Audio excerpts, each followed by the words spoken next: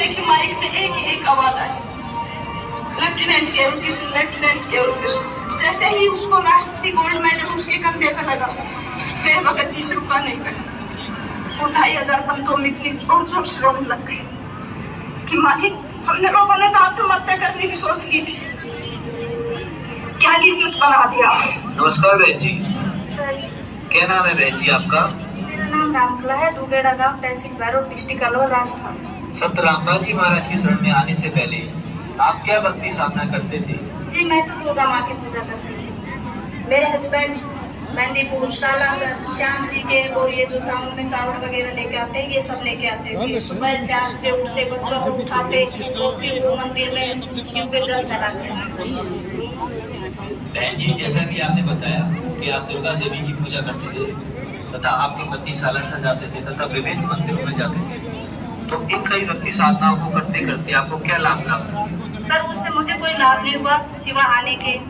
जैसे वो सभी देवी देवता की पूजा करते थे, शिव को जल चढ़ाते थे, उसके बाद भी उनका एक्सीडेंट हुआ और एक्सीडेंट भी बहुत बुरा कि उनकी याददाश्त, मेमोरी सब कुछ चला गया उसको।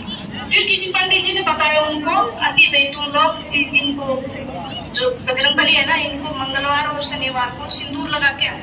तो हमारे पास में सिटी है भैरव, वो लोग वहाँ पे जाते हैं सिंदूर लेके और तेल और सिंदूर मिला के उसको पूरे को लेप करके आते हैं।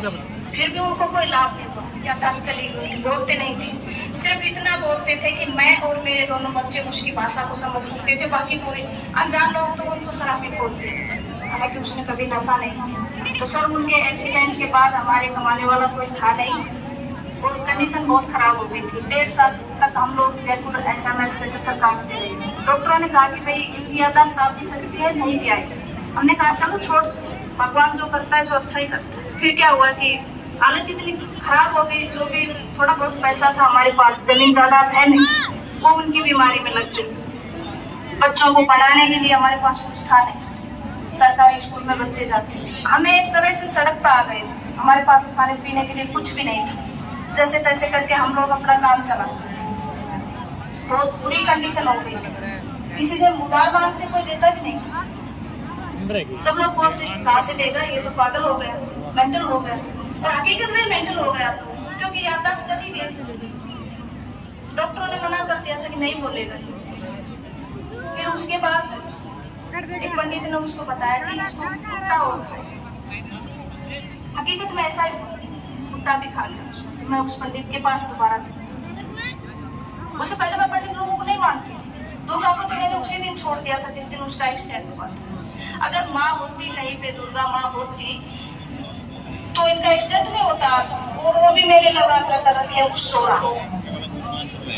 फिर क्या वो पंडित ने कहा कि भाई इसमें 7.5 की दशा है शनि की, आप लोग ऐसा करो कि इसको गुलाल लगाओ बजरंगबली। कहा ठीक है, लगाते हैं। उसके बाद वो गुलाल लगा, करीब 6-7 महीने तक लगातार लगाया। फिर मैं पंडित के पास गई, मैंने कहा कि आप क्या है? उसने कहा कि आपकी 7.5। मैंने कहा कि कम से कम 7 तो बोलते हैं, 6 महीने तो हो गए हमें, ये जाएगी या नहीं? और जब भी मैं उसके पास जाती हूँ 7.5 ही आता है। संत रामपाल जी महाराज की शरण में आप कैसे आए? जी मेरे हस्बैंड जब बजरंगबली को गुलाल लगाने जाते थे, आर्थिक स्थिति बिगड़ गई तथा आप सड़क पर आ गए, तो संत रामपाल जी महाराज की शरण में आप कैसे आए?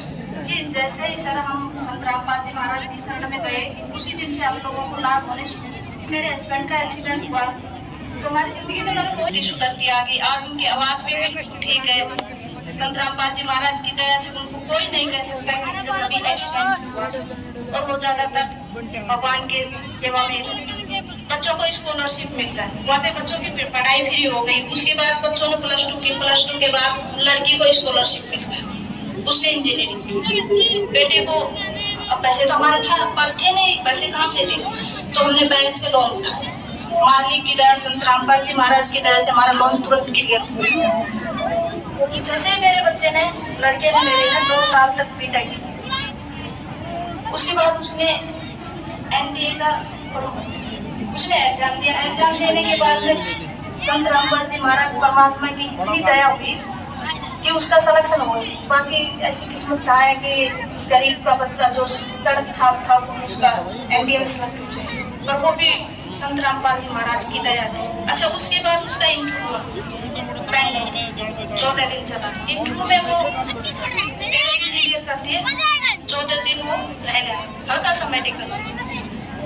उसने वहां से फोन किया कि माँ मैं इंटरव्यू